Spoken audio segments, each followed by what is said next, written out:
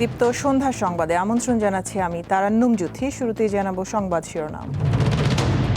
মানবতাবিরোধী অপরাধের মামলায় সাবেক মন্ত্রী ইনুর 10 বছরের কারাদণ্ড, রায় নিয়ে অসন্তোষ দুই পক্ষেরই। শহীদ মিনারে শ্রদ্ধা ও ভালোবাসায় সিক্ত বরেণ্য শিল্পী মুস্তফা মনোয়ার, শূন্যতা পূরণ হওয়ার নয় বলে মন্তব্য। ছোটদের অনুষ্ঠান, সঙ্গীতের অনুষ্ঠান এবং তার সঙ্গে নবীনাদের অন্তরে শিল্পের বাণী পৌঁছে দেওয়া। যে গভীর জায়গা থেকে উনি কথা বলেন, এটা তো শুধু অভিজ্ঞতার মধ্যে দিয়ে না, এটা আসে একজন সৃজনশীল মানুষের মন থেকে আসে।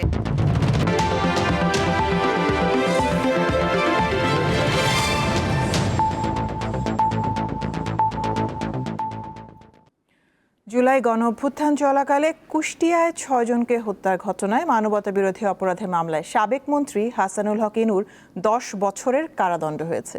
বিচারপতি নজরুল ইসলাম চৌধুরীর নেতৃত্বে 3 সদস্যের আন্তর্জাতিক অপরাধ ট্রাইব্যুনাল 2 আজ এই রায় দিয়েছে। সাবেক এই মন্ত্রীকে 2 লাখ টাকা জরিমানাও করেছে আদালত। রায়ে বাদী ও আসামি পক্ষ কেউই সন্তুষ্ট নয়।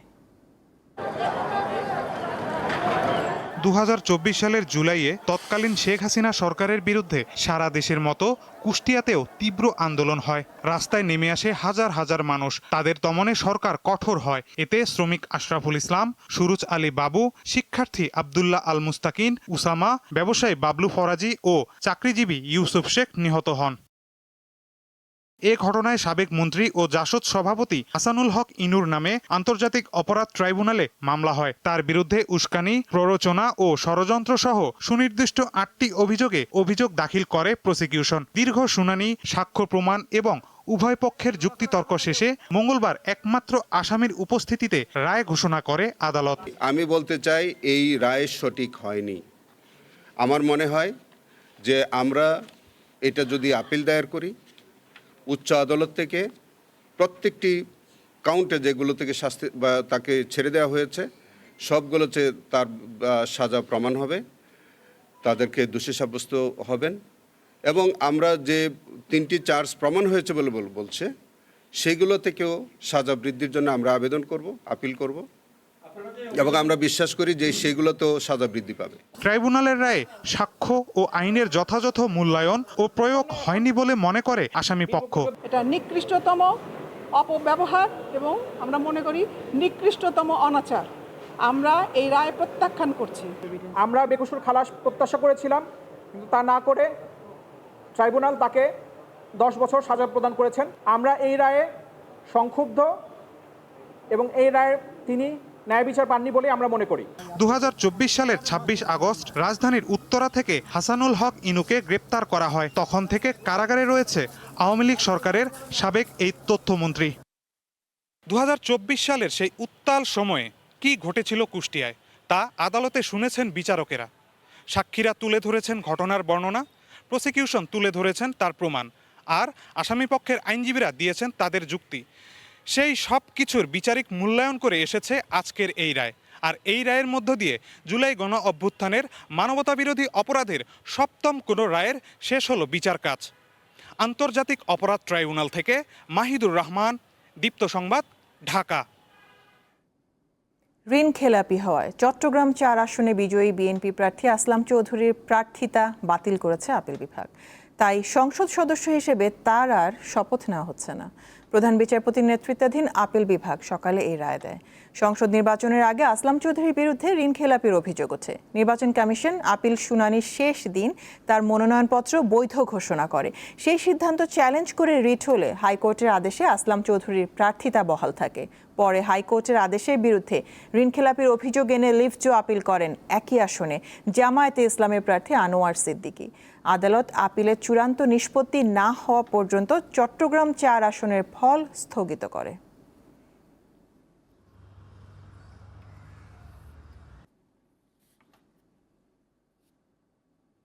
শোক, শ্রদ্ধা আর ভালোবাসায় সিক্ত হলেন বরেণ্য চিত্রশিল্পী মুস্তফা মনোয়ার। রাজধানীতে কেন্দ্রীয় শহীদ মিনারে তার কফিনে শত শত মানুষের ফুলেল শ্রদ্ধার পাশাপাশি জানানো হয় রাষ্ট্রীয় সম্মান।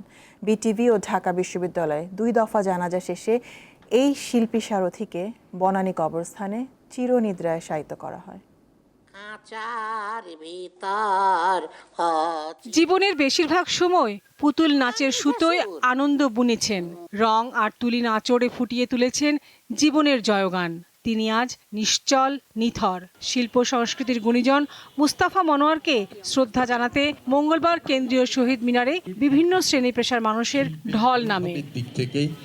সহকর্মী, ভক্ত, অনুরাগী থেকে শুরু করে সাধারণ মানুষ সবাই এসেছেন বাংলাদেশের পাপেট সম্রাটকে শ্রদ্ধা জানাতে। তার প্রয়াণে শিল্প সংস্কৃতি অঙ্গনে নেমেছে শোকের ছায়া। কলিম সারাবির নেতৃত্বে মোস্তফা মনোয়ার, জামান আলী সহ আরও অনেকেই টেলিভিশনের সমস্ত কাগজপত্র, নিয়োগপত্র সমস্ত কিছু বাংলায় করলেন। ভাবতে পারেন আইয়ুব খানের দুর্দণ্ড প্রতাপের মধ্যে দিয়ে এই বাংলায় সমস্ত অফিস আদালত চালানো। টেলিভিশনকে কোন উচ্চতায় নিয়ে গেছেন, সেখানে মোস্তফা মনোয়ার একটা গুরুত্বপূর্ণ ভূমিকা পালন করেছেন। বিশেষ করে শিশুতোষ অনুষ্ঠান নির্মাণে তার জুড়ি খুব কমই ছিল। 1952 সালে নবম শ্রেণীতে পড়ার সময় ভাষা আন্দোলনের জন্য কার্টুন এঁকে জেল খাটেন। পাকিস্তান আমলে কর্মক্ষেত্রে বাংলাদেশের জন্য হয়ে উঠেছিলেন প্রতিবাদী। তার এই ভূমিকা শ্রদ্ধার সঙ্গে স্মরণ করেন বিশিষ্টজনরা। বাংলাদেশের যারাই বরেণ্য আছেন তাদের সকলের ভূমিকা, তাদের সকলের অবদান, তাদের সকলের সৃষ্টিশীলতা, এইগুলোকে আমরা সংরক্ষণ করব। পাকিস্তান আমলে বিটিভি যাত্রা শুরু করলো এবং সেই টেলিভিশনে তারা এমন কিছু প্রবর্তন করলেন যেটা মুস্তাফা মনোয়ার যেটার অন্যতম প্রতিকৃত ছিলেন। বিশেষ করে ছোটদের অনুষ্ঠান, সঙ্গীতের অনুষ্ঠান এবং তার সঙ্গে নবীনাদের অন্তরে শিল্পের বাণী পৌঁছে দেওয়া। যে গভীর জায়গা থেকে উনি কথা বলেন, এটা তো শুধু আসে শুধু অভিজ্ঞতার মধ্যে দিয়ে না, এটা আসে একজন সৃষ্টিশীল সৃজনশীল মানুষের মন থেকে আসে। সর্বস্তরের মানুষের শ্রদ্ধা নিবেদন শেষে সব্যসাচী এই শিল্পীকে দেওয়া হয় রাষ্ট্রীয় সম্মান।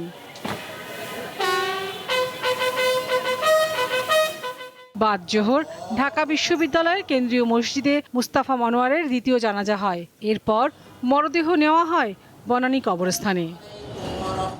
রং, তুলি আর ক্যানভাস ছাড়িয়ে যিনি পাপেটের সুতোয় প্রাণ দিয়েছিলেন নির্জীব পুতুলকে, তিনি মুস্তাফা মনোয়ার। আজ তিনি অমৃত লোকের যাত্রী হলেও রেখে গেছেন এক জীবন্ত সৃষ্টি জগৎ। তার সেই জাদুকরী শিল্প ও কর্মের আলো ফুরিয়ে যায়নি, বরং তা বেঁচে থাকবে আগামী প্রজন্মের প্রতিটি হৃদয়ে, প্রতিটি শিশুর হাসিতে এবং দেশের শিল্প চেতনায়। কেন্দ্রীয় শহীদ মিনার থেকে লাবণী গুহ, দীপ্ত সংবাদ, ঢাকা। গাজীপুরের শ্রীপুরে উচ্ছেদ অভিযানে গিয়ে হামলার শিকার হয়েছেন বন কর্মকর্তা সহ অন্তত 16 জন। তাদের মধ্যে রয়েছেন বন বিভাগের ফরেস্ট রেঞ্জার মোখলেসুর রহমান, সদর বিট কর্মকর্তা আক্তার হোসেন সহ দৈনিক হাজিরা ভিত্তিক শ্রমিকরা।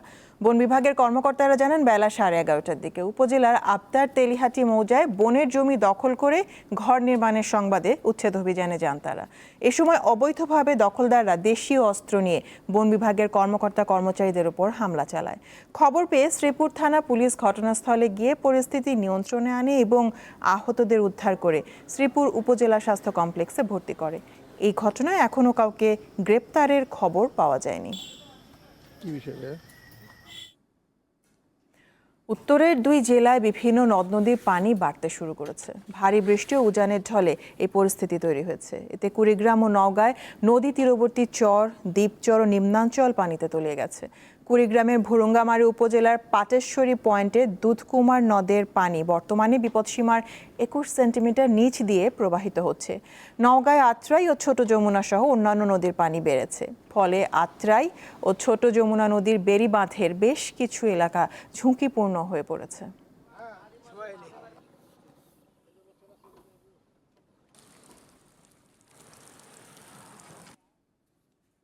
এবার আন্তর্জাতিক প্রসঙ্গ। যুক্তরাষ্ট্র ইরানের মধ্যে বহুল আলোচিত সমঝোতা স্মারক স্বাক্ষরিত হলেও শেষ পর্যন্ত স্বস্তি মেলেনি। হরমুজ প্রণালীর নিয়ন্ত্রণ নিয়ে আবারও সংঘাতে জড়িয়েছে দুই পক্ষ।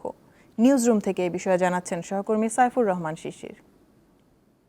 একাধিকবার চুক্তির শর্ত পরিবর্তন, স্থান পরিবর্তন, তারিখ পরিবর্তন, এসব করে শেষ পর্যন্ত যে সমঝোতা চুক্তি স্বাক্ষরিত হয়েছে সেটি স্বাক্ষরিত হওয়ার পরে বেশ কিছুদিন মোটামুটি পরিস্থিতি শান্ত ছিল। তারপরে আবারও একটি কার্গো ভেসেলকে আক্রমণকে কেন্দ্র করে আবারও যুক্তরাষ্ট্র এবং ইরানের মধ্যে যে সহিংসতা অনিশ্চয়তা সেটি শুরু হয়েছে।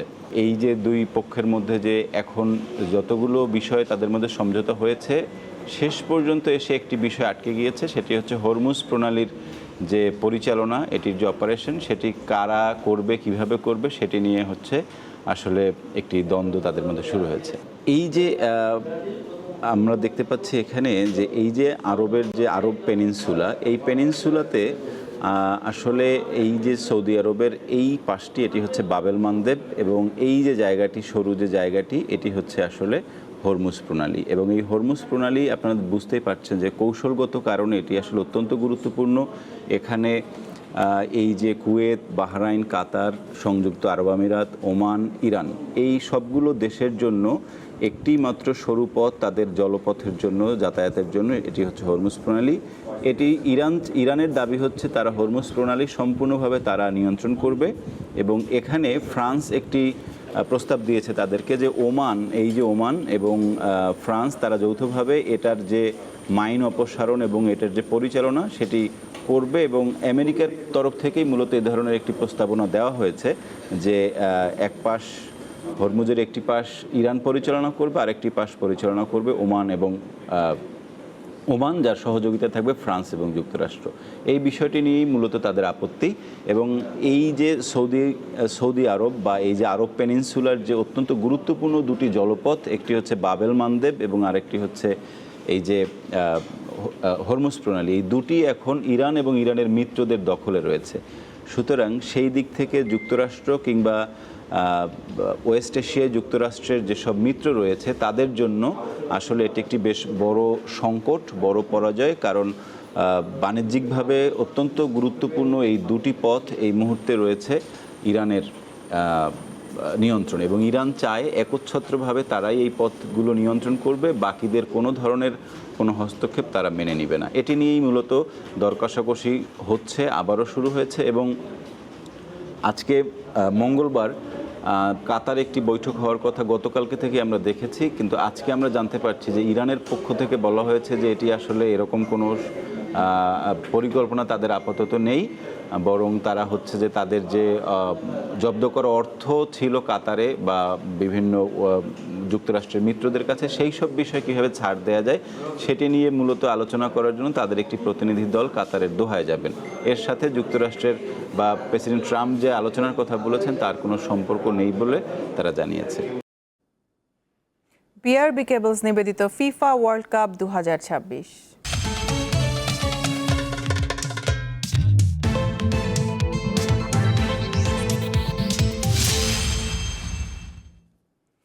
বিশ্বকাপের শেষ 16 নিশ্চিতের ম্যাচে আইভরি কোস্টের মুখোমুখি হবে নরওয়ে। খেলা শুরু হবে বাংলাদেশ সময় রাত 11টায়। গ্রুপ পর্বে দ্বিতীয় হয়ে নকআউটে উঠেছে দুই দলই।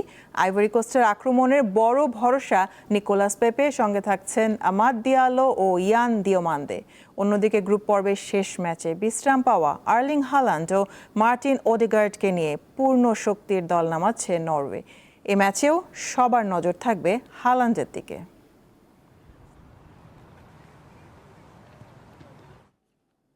শেষ করব সন্ধ্যার সংবাদ, শিরোনামগুলো জানাবো আরও একবার। মানবতা বিরোধী অপরাধের মামলায় সাবেক মন্ত্রী ইনুর 10 বছরের কারাদণ্ড। রায় নিয়ে অসন্তোষ দুপক্ষেরই। শহীদ মিনারে শ্রদ্ধা ও ভালোবাসায় সিক্ত বরেণ্য শিল্পী মুস্তফা মনোয়ার। শূন্যতা পূরণ হওয়ার নয় বলে মন্তব্য। এই ছিল এখনকার মতন। আমাদের পরবর্তী সংবাদ দেখার আমন্ত্রণ রইল। দর্শক, আরও তথ্য বিনোদনের সংবাদ জানতে যুক্ত থাকুন দীপ্ত টিভির ডিজিটাল প্ল্যাটফর্মগুলোতে। ধন্যবাদ সবাইকে।